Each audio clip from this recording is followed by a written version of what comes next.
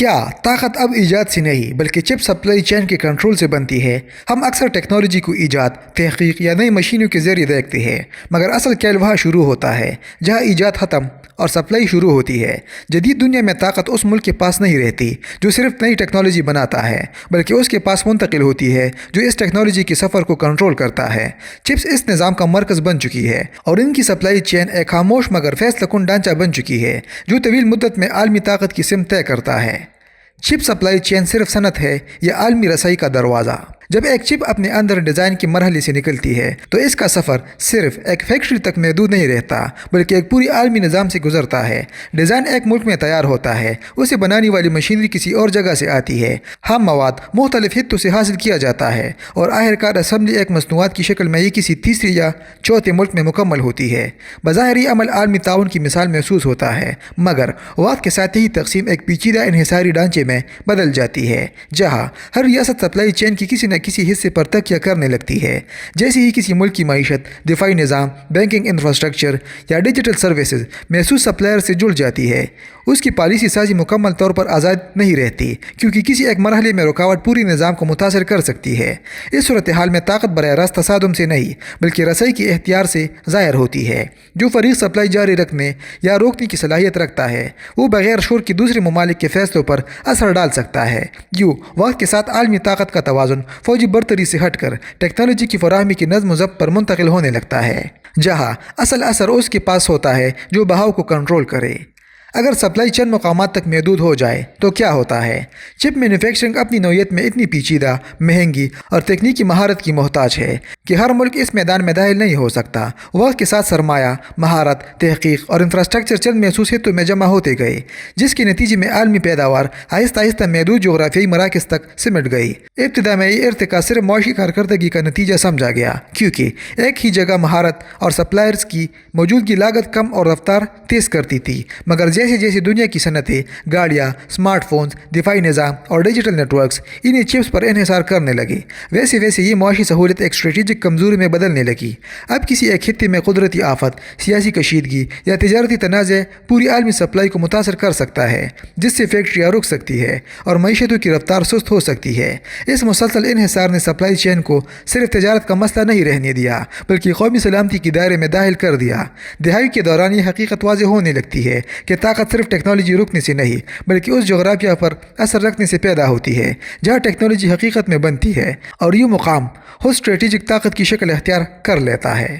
کیا ڈیزائن کی طاقت کافی ہے اگر پیداوار کسی اور کے ہاتھ میں ہو؟ بہت سی ریاستوں نے گزشتہ دہائیوں میں چپ ڈیزائن کے میدان میں نمایاں پیش رفت حاصل کی، جہاں انجینئرنگ مہارت، سافٹ ویئر ٹولز اور تحقیق کے ذریعے نئی نسل کی ٹیکنالوجی تخلیق کی جانے لگی۔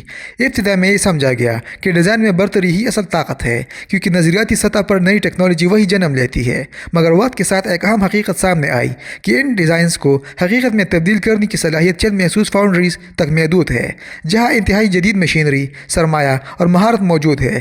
جیسے ہی یہ فرق واضح ہوا، طاقت کا توازن بھی نمایاں ہونے لگا کیونکہ ڈیزائن رکھنے والا ملک بھی اس وقت تک مکمل انحصار حاصل نہیں کر سکتا جب تک پیداوار اس کی کنٹرول میں نہ ہو۔ اس صورتحال نے پالیسی سازی پر خاموش دباؤ پیدا کیا جہاں تکنیکی برتری رکھنے کے باوجود ریاستیں اپنی حکمت عملی میں محتاط رہنے لگی تاکہ سپلائی متاثر نہ ہو۔ یوں عالمی نظام میں ایک مستقل تنوع پیدا ہوا جس میں ٹیکنالوجی کی ملکیت اور اس کی عملی دستیابی الگ حقیقتیں بن گئی۔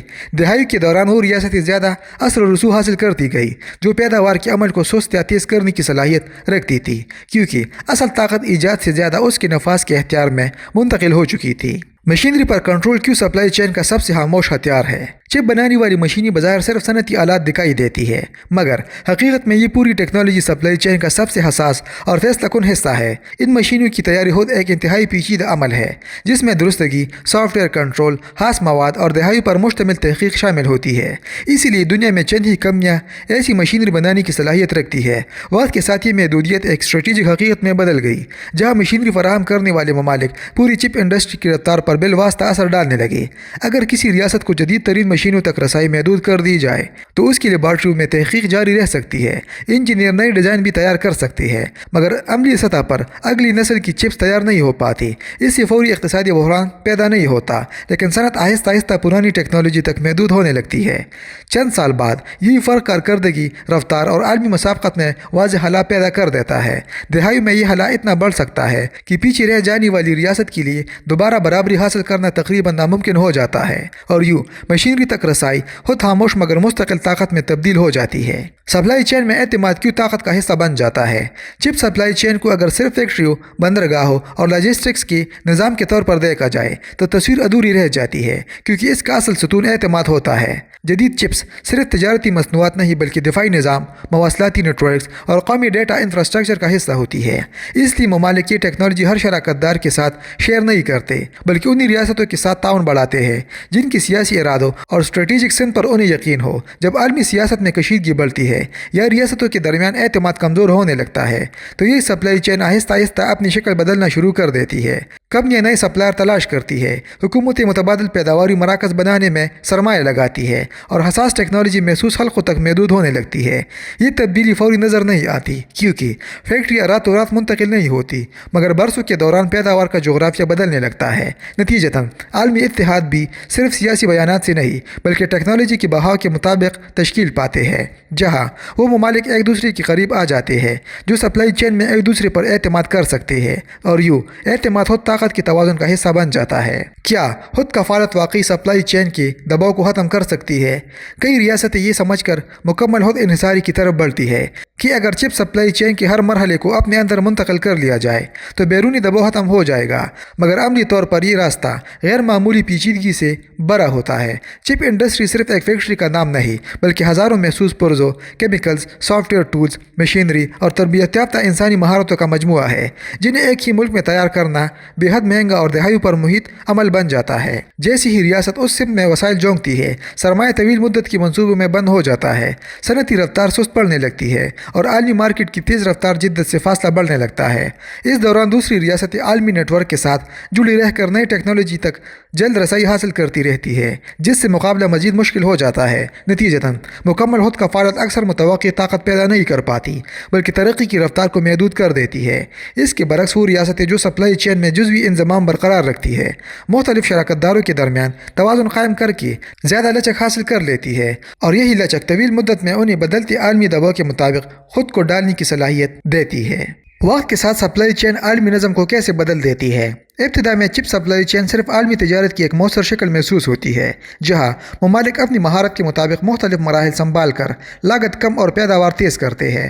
مگر جیسے جیسے ڈیجیٹل معیشت پھیلتی ہے، صورتحال بدلنے لگتی ہے، کیونکہ چپس صرف الیکٹرانکس تک محدود نہیں رہتے بلکہ دفاعی نظام، بینکاری نیٹ ورکس، مواصلاتی ڈھانچے، مصنوعی ذہانت اور روزمرہ صنعتی عمل سب انہی پر منحصر ہونے لگتے ہیں۔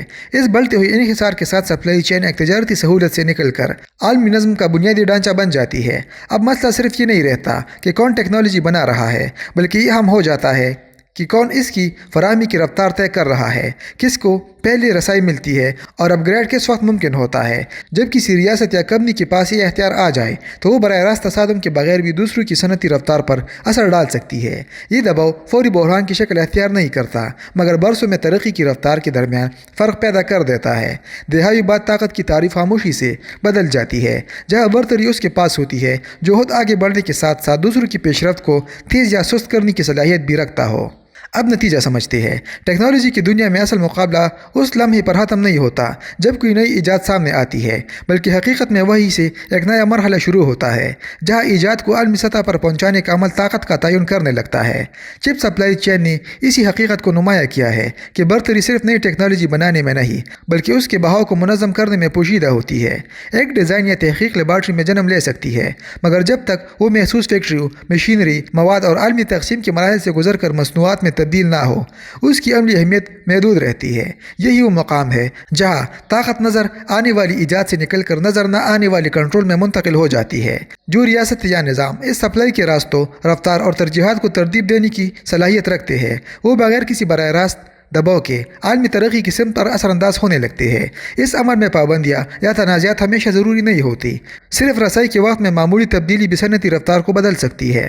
وقت کے ساتھ وہ ممالک جو سپلائی چین کے اہم حصوں کو منظم کرتے ہیں مستقبل کی ٹیکنالوجیکل رفتار طے کرنے لگتے ہیں، جبکہ باقی ریاستیں اپنی تحقیق اور ترقی کے باوجود اس نظام کے وقت اور فیصلوں کی پابند ہو جاتی ہے۔ یوں طاقت شور، بیانات یا نمایاں برتری سے نہیں بلکہ اس خاموش نظم سے قائم ہوتی ہے جو طے کرتا ہے کہ ٹیکنالوجی کب، کہاں اور کس رفتار سے آگے بڑھے گی۔